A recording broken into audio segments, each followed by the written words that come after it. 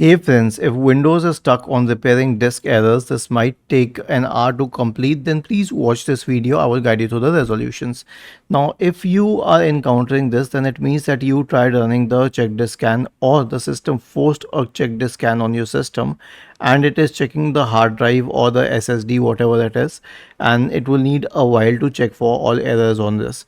So it does take time. I mean, it says an hour, it may take more than an hour, 2 hours or 3 hours. So the first solution is to wait for a few hours.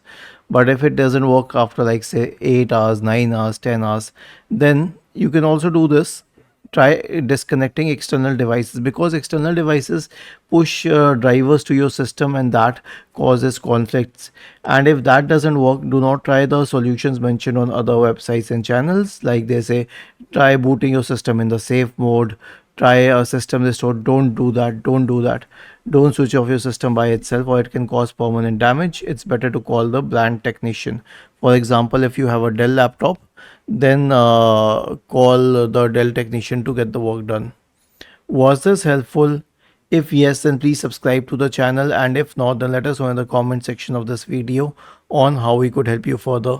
Thank you for watching this video and have a nice day.